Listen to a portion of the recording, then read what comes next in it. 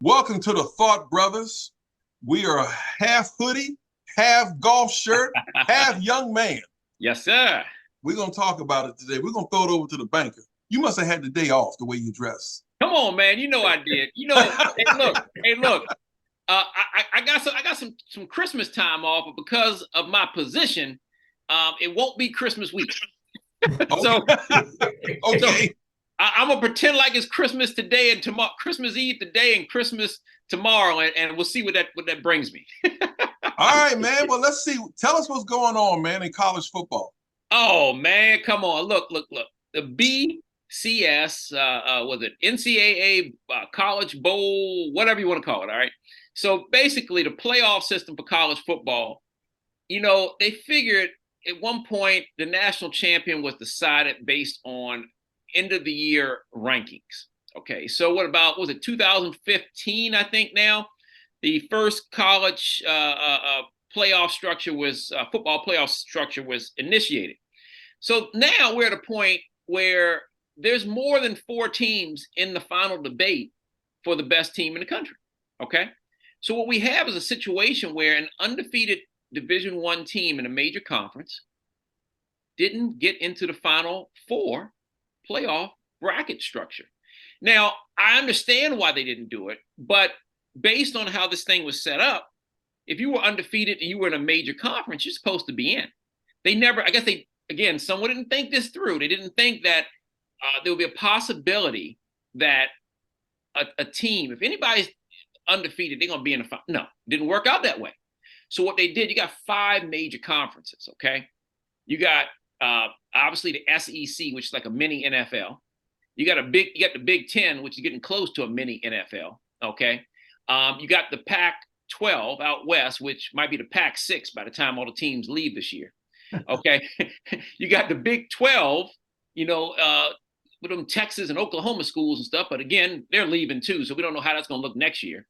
And then you got the ACC, okay, Atlantic Coast Conference.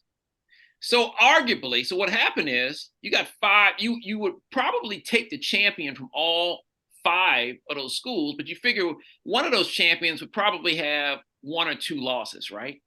Well, in this case, the one that got left out was undefeated. So I actually understand why, but based on how it was originally set up, this was not supposed to happen. Okay. SEC, Alabama was thought to be dead. They have risen again. Okay, they are walking on water and all that good stuff. They beat Georgia. They went from, I don't know, what was their record? They lost a game early in the season. I think it was to Texas. And now they came back.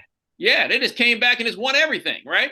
So now, and they won the toughest conference. They won the SEC championship. Okay, they got 1 loss. I understand why they're in the toughest division conference in college football. The Big Ten is probably the second toughest conference in college football. Michigan undefeated.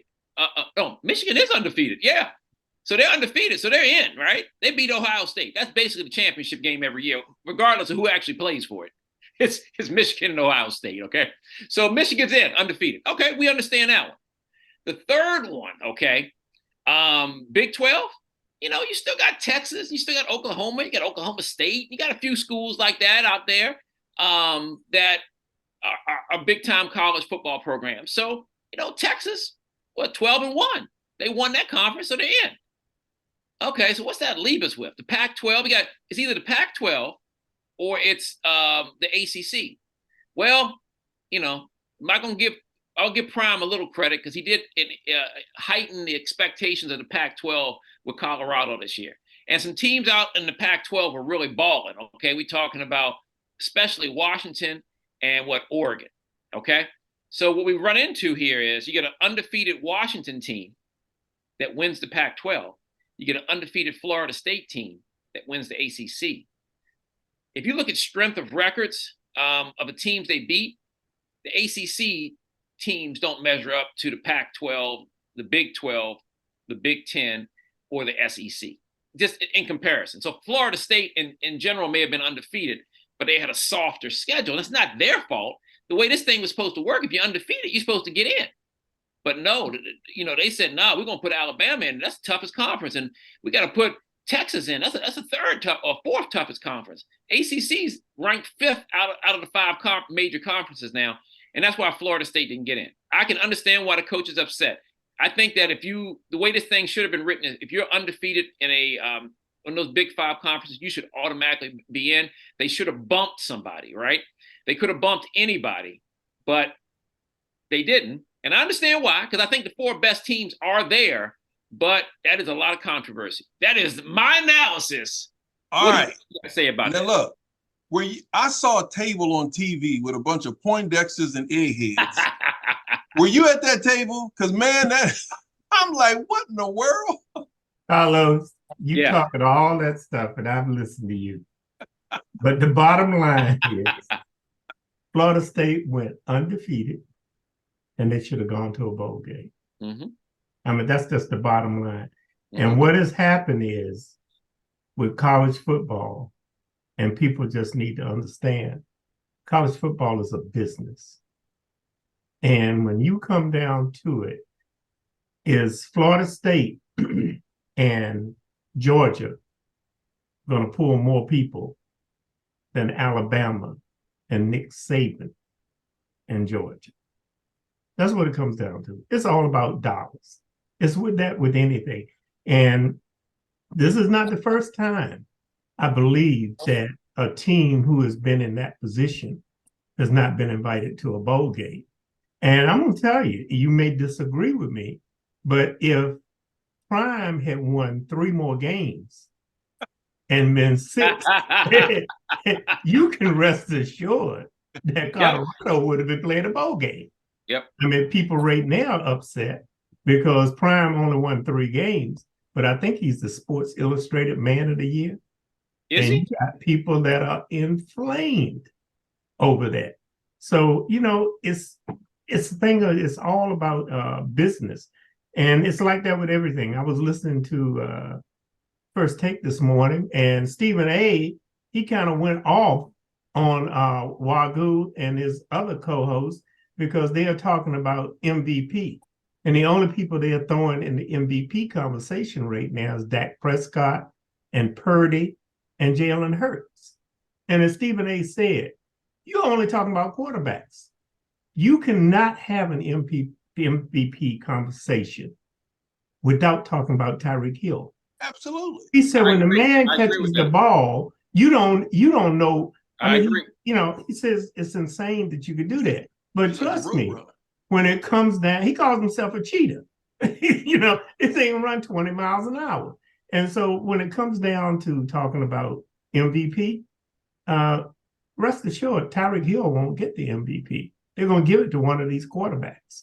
So that's just the way it is. And this thing with Florida State is unfair. And I think I read some Coach Mike Norvell said he was disgusted and infuriated with the Seminoles becoming the first unbeaten Power 5 conference winner to ever miss out on a playoff. And it's very unfortunate. However, I'll throw this out there and see how y'all feel about it. But the governor, Ron DeSantis, is asking to set aside $1 million for Florida State to sue the college football playoff committee, which is kind of insane because bottom line is, I don't think they can sue the college football playoff committee before January when the college playoffs start. It's just like you're trying to get Donald Trump convicted before November the 8th. I mean, so that's my take on it. But I heard you talking about you understand. But like Gary said, if you want a committee, DeSantis in Florida will be suing you. Probably so. CJ, what say you? I think it was broken down pretty thoroughly already. Like it was said, this is the NCAA. They made a business decision. They saw an injury to a Florida State quarterback, and they said, what's going to get the most ratings? Do they want to see a backup quarterback in an ACC school, or they want to see Nick Saban? They want to see Penix. They want to see, what is going to be big time TV? And they made a decision. Like it's not the first time it's happened in college football, but I would say they need to extend the playoffs to at least 6 teams, do a little tournament, and do it like that. But if they're not going to do it, it is what it is. It's kind of gotten a little crazy. College football is getting a little crazy with the transfer portal, opening up with the NIL money and some of the players, like it's gotten a little out of hand, I think, in terms of the player movement, in terms of how unpredictable the teams and the seedings can be. So we'll see if it stabilizes itself, or I don't know. This just might be what college football is. Like you said, all the teams moving from conference to conference. It's really getting hard to follow from year to year almost. Well, you know what, CJ? I think you had a good point. The college football playoff structure is changing, to my knowledge, next year. So what you're looking at is the SEC and the Big Ten are super conferences. Okay, because Texas and Oklahoma are going to the SEC, and somehow the Big Ten, which was a Midwestern type conference, Northern Conference, now is going to have UCLA and USC in it. And I heard that a couple other schools might be leaving as well. So it's basically going to come down to the Big Ten or SEC going forward. Now, again, I think, are we dissolving an entire conference to make it 4 major? I haven't gotten all the details, but I do believe they're going to go with 6 teams, I think, starting in the near future. We'll have to do some more research on that.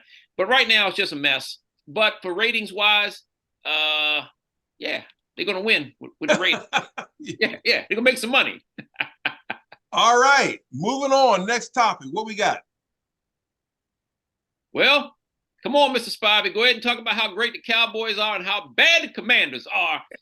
Take it away. And they even give Mike Tomlin a little hell up in Pittsburgh, man. What's going on out here, man? What's going on? I was trying to be a nice guy. I wasn't going to talk about my Cowboys. But I'm a little concerned with the game coming up on Sunday against the Eagles. And simply because I don't know if you're aware, but this morning McCarthy got up. He wasn't feeling good.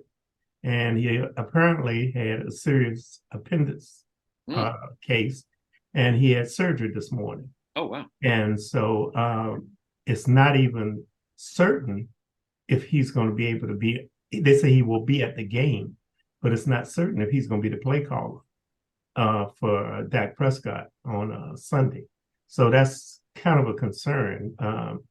But hopefully the Cowboys are going to play well and give Philadelphia a better game than they did in Philly. And one thing you need to keep in mind, it's been a long time since Dallas has lost at Texas Stadium. And so I expect a good game. I expect Dallas to pull it out.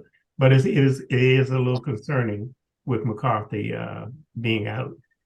Concerning probably on his side of the coin too, because we've seen it too much in the NFL. You can get hurt and lose your job. You can get sick and lose your job. And if Dallas goes out and plays one hell of a game on Sunday, and I'm sure the defensive coordinator is going to be calling the plays, and he's going to be running the offense. And I think he's up for a head coaching job. I think it's like 4 or 5 teams that wants him because he was a former coach of the Atlanta Falcons.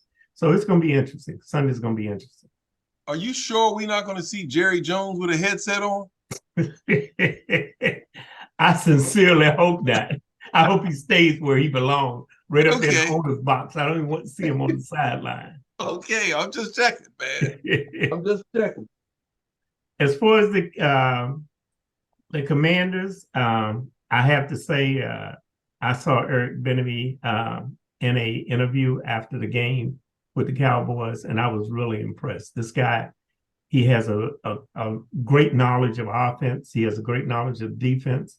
And I don't know whether you all put him up as the person to do the interview after the game because of your head coach who appears every time he comes to the podium. He has a serious attitude and doesn't want anyone to ask him any questions that is not amenable.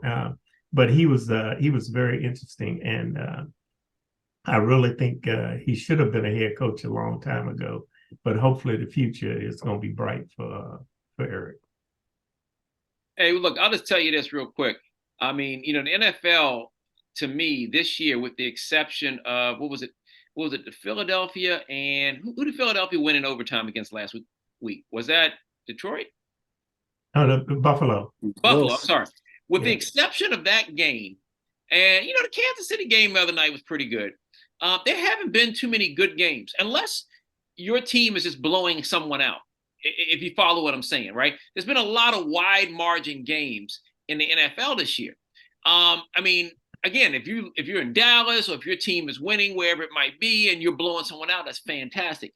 But if you're just an NFL fan trying to get a good game, you want more games like the Philadelphia Buffalo game where it went to overtime, the 60-yard field goal, or it hurts, wins. You don't want to see you want to see that Philly. You don't want to see the Philly versus the 49ers the following week. I don't know if they were still living off the week before, what happened, but they got smacked hard. They got smacked hard by the 49ers. So I think the NFL needs to work on something to get better parity in the NFL because it seems like some teams are just running away. Now, Washington's situation, in my opinion, is different. From what I see with Washington, they're just simply not tough enough. They're not in I don't know who the strength and conditioning coach is in Washington, but they get worse as the game goes on, which tells me they're not in shape probably, okay? It's bad play calling, yes, but when a team consistently plays worse as the game goes on, that tells me they're just not in game shape. They're not prepared to compete against the other team, okay? They can chalk that up however they want to chalk it up. It's one thing to lose 33-34, okay? It's another thing when the game was close in the first half, like it's usually close in the first half, right? But instead of getting closer, it gets further. The gap gets further as the game goes on, which tells me they're just not prepared. They just simply aren't prepared. But we'll talk about that later. But I think in the NFL, hopefully they can figure something out, and maybe they will, maybe they won't. With doing something to give us better parity, or because again, it's just too many blowouts. I think they even flexed a Monday night game that was coming up. It's a primetime game that got flexed because I think New England was supposed to play or something like that. Even reliable New England is just terrible right now. So I think that hopefully they'll figure something out. The NFL is usually pretty good at that. But right now, I'm just not, like, for Christmas gifts, I'm not buying, whether it's my team, I can't even go out and buy anybody else merchandise hardly, unless you're a Cowboy fan, which is against my religion. And then, it's just not there. So I gave up season tickets. I gave up now buying merchandise. And then I've given up watching the games. I'm just hoping for a good game. It's like I'll turn it on at halftime. The score is close and maybe I'll watch something. But we'll see what the NFL does about that, because I think that's a huge issue. They obviously make a ton of money, but I think we just need some better younger coaches in the league. I think guys like Ron Rivera have come and gone and been recycled too many times. I think, you get a young coach like the guy in Philadelphia. He's in the Super Bowl in year 2. Okay. You get a young coach like the guy in Cincinnati. What was he in the Super Bowl after about in his second season or something? Heck, those guys are so young and hungry to win a Super Bowl. They've actually built a team in 2 years, got to the Super Bowl, and now they're trying to rebuild and go back again. Well, we got a veteran coach on his 4th year who's getting worse by every game. So I think that is my analysis of the NFL. What are you guys' final takes on that? Well, Monday night game, you must have missed it because it was one hell of a game. It was the Bengals and the Jaguars. The game I saw that. tied, I think, 5 You're times. correct. I add that to the good games this year. That was a great one. The game was tied 5 times, and a field goal in the end took it into overtime. It was a game. Trevor Lawrence went down, I think, in the 3rd quarter, and I read this morning it's a high ankle sprain. So I thought it was a Dak Prescott injury, the way that they showed it on the replay, with his ankle being bent back and his knee. But he apparently is a high ankle sprain, and they're hoping him to come back. But that was one hell of a game. And the quarterback who's quarterbacking for the Bengals, because their quarterback is out, he played a hell of a game. So that Monday night game, I don't know if they expected it to be as good as it was with Buffalo and the Jaguars, but it ended up being quite a game, and it was entertaining. Yes, it was. All right, so where are we going? We going to the NBA? Or we good? Come on, CJ. Break it down. CJ is the NBA guru. Yeah. Well, before I jump into the NBA, I'll finish with the last thought on the Commanders on why they're so pathetic and so terrible, because this has to be touched on. Not only is it terrible players, but it's terrible coaching. Every week, there are quotes from the opposing team's best players, and they talk about how easy it was to beat the Commander schemes of how simple it was. Tyreek Hill, they have Hard Knocks with the Dolphins, and you can see them in the film room just making fun of our defenses, saying, "Oh, we're about to smoke this guy. We get this coverage." And if you look on that Tyreek Hill touchdown, he ran the wrong route. He smoked the guy so bad, he ran the wrong route, redirected, still caught the ball, and was arguing with Tua about the route, but like they left him in single coverage on a rookie. Tyreek Hill, the best receiver in all of football, who might be the MVP. They left him in single man coverage on a rookie. That's coaching malpractice at its finest. And then we're going to talk about the players. They were talking about this on Redskin Radio early. There's not one Pro Bowl caliber player on this team. The offensive line, all of them can go. They could just swap them out for guys at LA Fitness, and they will get better protection than Sam Howell. If we look at Rivera and the GM and what they've drafted since 2020, first round pick, Chase Young, not on the team anymore. Second round pick, Antonio Gibson, backup running back, been benched. Let's go to 2021. We go with Jamin Davis, not making an impact on the worst defense in all of football. Sam Cosmi, a part of that atrocious offensive line I was talking about. Benjamin St. Juice, barbecue chicken, every game to every big name receiver. You can bank your fantasy team on it. Whoever is lining up against him is getting 100 yards. De'Ami Brown, a bust wide receiver who was picked before productive people. So we're just going through how Ron Rivera has downgraded basically every position on the team since he's been here. We were a team that had Trent Williams. We had like all pro good players. And now we have nobody. Terry McLaurin had the worst season of his career. And that's partly for Eric Bieniemy. All our wide receiver targets are down. Our offense is as productive as it was under Scott Turner. It's about the same rank, 24. And he's dropping back a rookie quarterback, getting him sacked as much as David Carr behind one of the worst offensive lines. So Bieniemy can go too. I think he's better than our coaching staff, and I would take him over Rivera, but he also can go. I think he'll be a great head coach for somebody else. But I've seen enough of him dropping Sam Howell back 50 times behind the worst offensive line in football. And that's all I'll say about the Commanders, just to wrap that up. Carlos, I got a question. What you got? Did I overhear you say that you are now thinking about going to New York? Well, I'll tell you what. To the Giants or whatever? I'm at the beginning of the year, you were talking about going to Pittsburgh. Man, I'm searching. Going up there with Tomlin. Now you get ready to go to New York. I am searching, brother. I am searching. I'm searching for football enjoyment. They ain't got to win a Super Bowl. I just need a competitive team on the field. None of the Washington teams are competitive right now. The only thing I can say to you, my brother, is there's room at the end in Dallas. Can't go to Dallas, though. Can't go to Dallas. Can't go to Dallas, man. Can't do it. Can't do it, man. Can't do it. But yeah, I got anywhere, man. It's tough up in here, man. I'll tell you. And you know, it's funny because they're the Commanders, right? If they were the team that I grew up with the same logo and the same name, I probably, regardless of how many games they lost, would want to go anywhere. I just feel like they're not even the same team. You know, I feel like it's a team that's from Washington.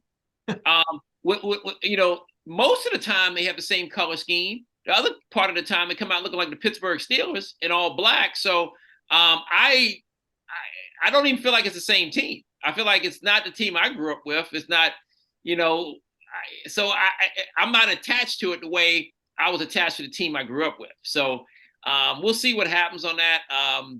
That's pretty much where I'm at. But I am starting to gravitate more towards college football. You know, just because I'm seeing more. I think I see more competitive games overall. Like you said, that Monday night game was great in the NFL this past week with Jacksonville and Cincinnati. But I'm just gravitating. I just want to see a good football game, and I'm definitely not seeing it in Washington. The Giants, you know, if I want to see a good football game in New York, it's probably I'll watch them play Washington because they'll beat Washington every time. So it's just it's like the wild west, man. I don't know what to say, but we'll see what happens. We'll see what happens. Oh, and look, Mike Tomlin has been catching heat in Pittsburgh. I think we should just, you know, give Mike Tomlin a little credit because I look at a stat. His record is comparable to Bill Cowher's when he was in Pittsburgh. Right now, they've both been there about the same amount of time. I think, was it 14, 15 years, something 14, like that? 15 years, yeah. And Mike Tomlin has won slightly more games than Bill Cowher. So I think anyone who says Mike Tomlin is not a good coach needs to say the same thing about Bill Cowher. They both won 1 Super Bowl, and they both went to 2 Super Bowls. So I think that Mike Tomlin is fine. I think he finds. I mean, we're talking about a coach who's never had a losing season in Pittsburgh, and his worst season was last year. The year he replaced the franchise quarterback. He had a bad season last year, and it was still a winning record at 9 wins and 8 losses. And he's gonna. I think they're already 7-5 this year or something like that. Yeah.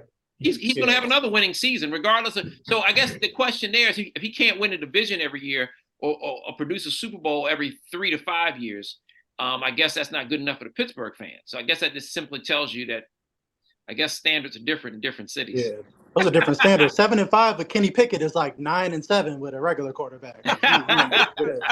Yeah. You know how the old saying goes, what have you done for me lately? And, I like college football too. But it's sad because I'm listening to you talk about all the teams switching conferences and that type of thing. Yeah. I think college football is going to end up becoming just like the NFL and the NBA. It's going to get very convoluted, and you're not going to be able to keep up. As you say, if you buy a jersey, put your own name on it. There you go. Don't put a player's name on the back, because he may be with a different team the following week. And I think college football with the portal is going to get to the point it's just like the NFL and the NBA. Great point. CJ, what is your Wizards doing lately? Ooh, yeah. So I think they're about 3-15. They're probably the second worst team in basketball. Believe it or not, the Detroit Pistons are worse. They beat the Pistons the other night. The Pistons have found a way, and they've been rebuilding for longer than the Wizards, so that's real bad. The Pistons been rebuilding since Ben Wallace was there. Let me throw a quick bullet point at you. But the Pistons, the Wizards / the Bullets haven't won an NBA title since '78. I believe the Pistons have won 89, 90, and 2005. 2004, 2005. Yeah, one of those. 2004 is a little bit closer than '78. 2004, Kanye West was prominent. 1978, the Bee Gees were prominent. Okay, go ahead. Oh no, I'm not arguing who's the more gutter franchise. The Wizards have not been good for a long time. And they're not good this year. And Jordan Poole continues to be an embarrassment. He goes viral nearly every night for making the worst play in basketball history. He shook a defender out of the screen. He stopped a taunt only to throw a haphazard scoop shot and have it slapped into the 8th row. So there's always a good Jordan Poole highlight, who's also shooting career worst percentages everywhere. And we have Kyle Kuzma, who's playing pretty good, but the Wizards aren't trying to win this year. There's talk about should they get rid of Wes Unseld, but it doesn't really matter. You're trying to lose this year. You're trying to stack up draft capital. The Wizards are going to be one of the worst 4 teams in the NBA regardless. But what's more exciting in the NBA is the actual in-season tournament, where we actually have competent teams and playing good games. So a lot of people were really skeptical. I myself was about the in-season tournament, but a lot of people have the opinion that the early part of the NBA season kind of drags. Players don't kind of load manage it. They don't take it seriously until about Christmas. You're kind of ramping up to it. So they wanted to do something before Christmas to make it more interesting. We kind of touched upon it last week.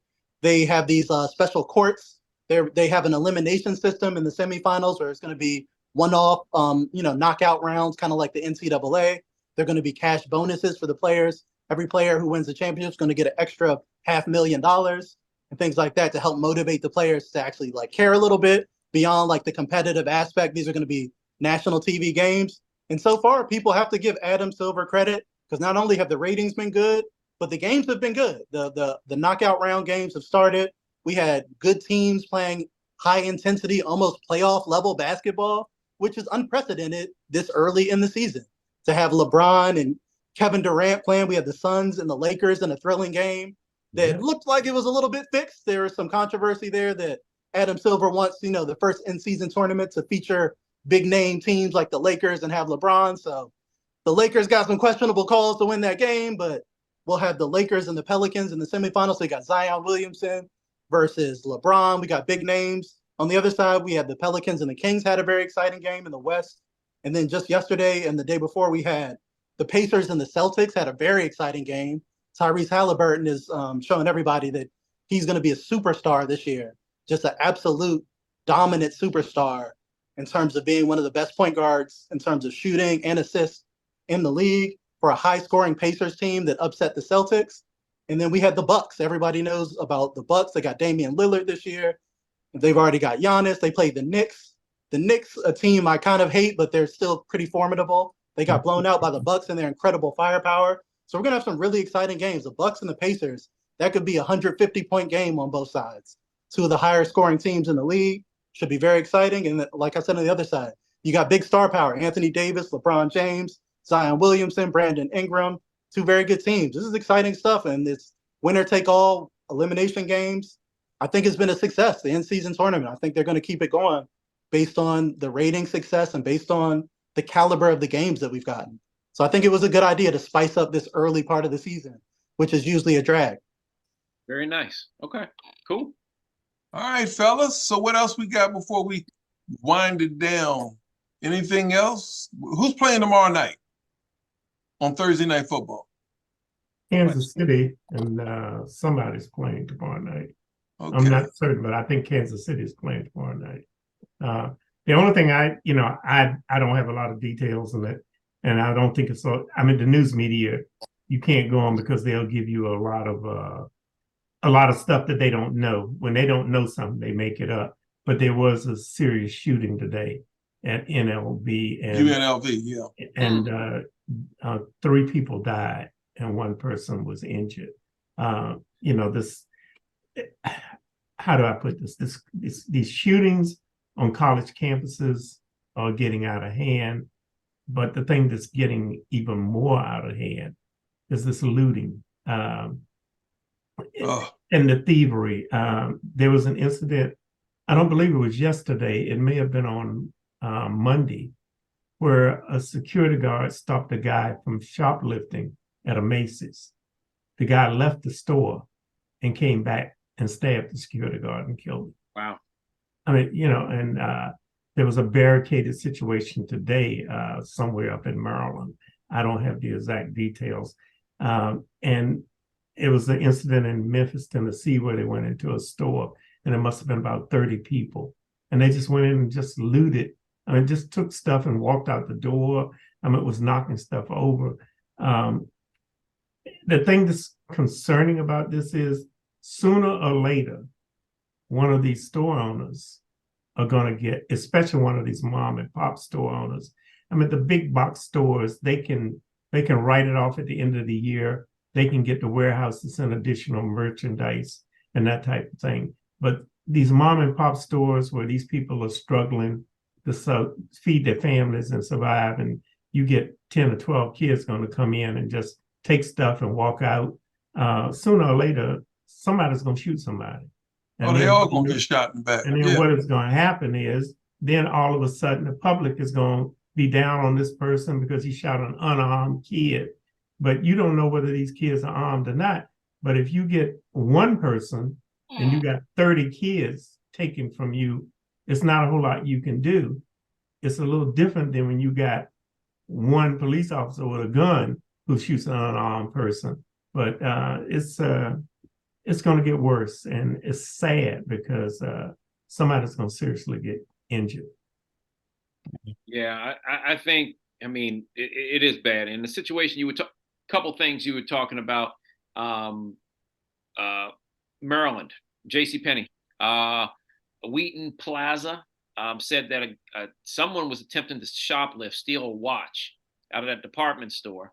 And somehow I guess maybe they couldn't get out of the store and they ran into a dead end. I guess it ended up being a fitting room, and the person barricaded themselves in the fitting room. They said that the person had a knife.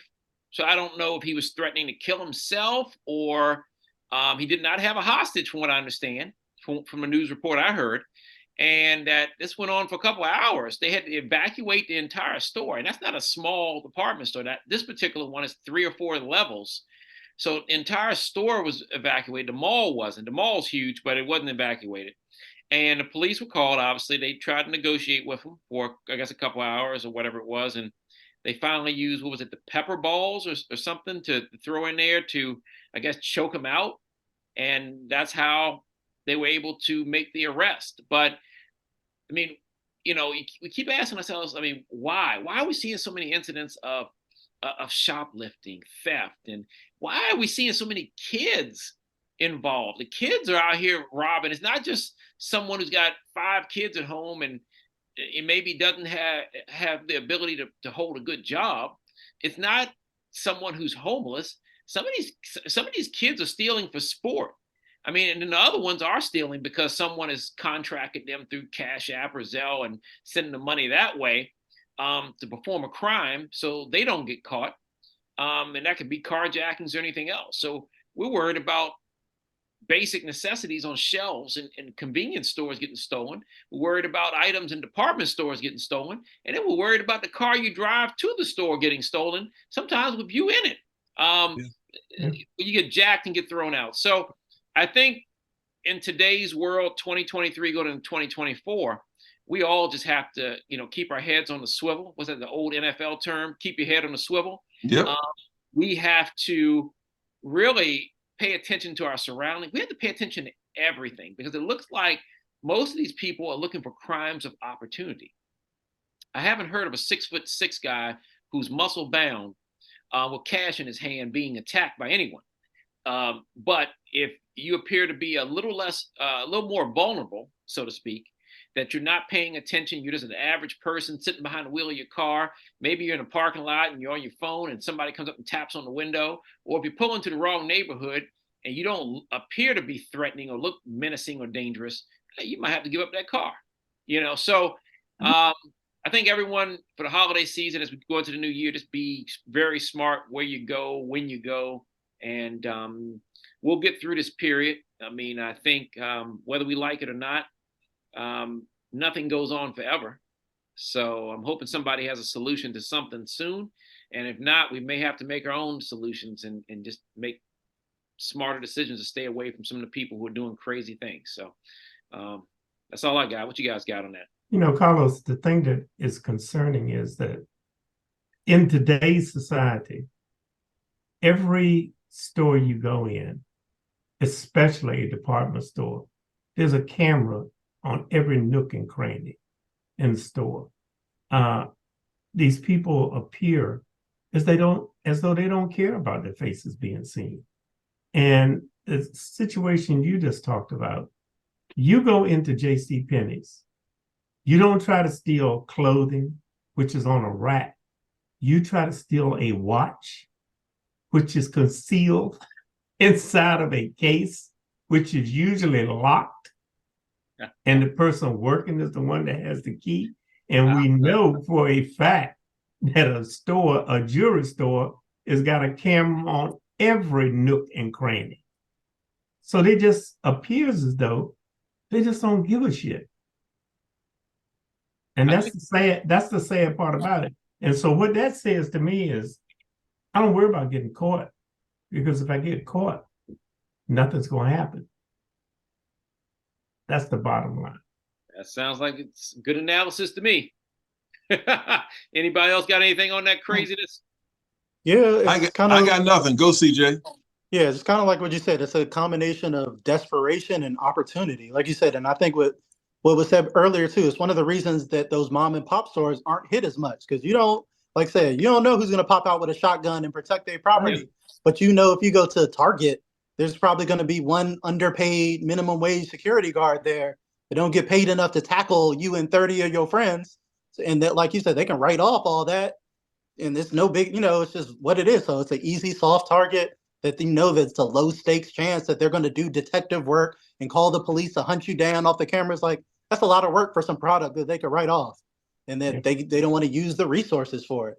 And then you don't get as much of that in healthy communities. When you invest in the children and they have something to do, they have lucrative opportunities, not just like sports and after school activities, but jobs and things that be productive. You don't get as many crimes of desperation. Like, people are out here trying to survive in a dystopian economy that's getting worse, where everything is becoming more unaffordable by the day. You're going to get these desperate crimes of opportunity. Not to mention, we have guns flooded all through our streets. especially here in DC, where we just have an uptake in all types of wild, violent crime. So you don't cure crime without curing the poverty that motivates the crime, or 95% of it. You're always just going to have like mentally ill people, or, you know, incidents that are going to happen. You're never going to completely be able to eliminate crime and incidents and things like that. But you certainly could do a lot to help with the situation if you actually invest in the community instead of just paying lip service to that. Instead of sending billions and billions overseas and doing other things, actually invest in our communities here in the United States, in our infrastructure here, so we can actually, you know, build a sustainable life for people where they don't feel like they have to do incredibly desperate and oftentimes very stupid crimes to try to come up in this economy. Yeah. All right. That's something for us to think about. We'll leave it at that. Thank you, CJ. Thank you, Bill, Carlos. We are the Thought Brothers. We hope we've given you enough to think about. We are out of here. Enjoy the rest of your weekend. Have a good evening. Thank you.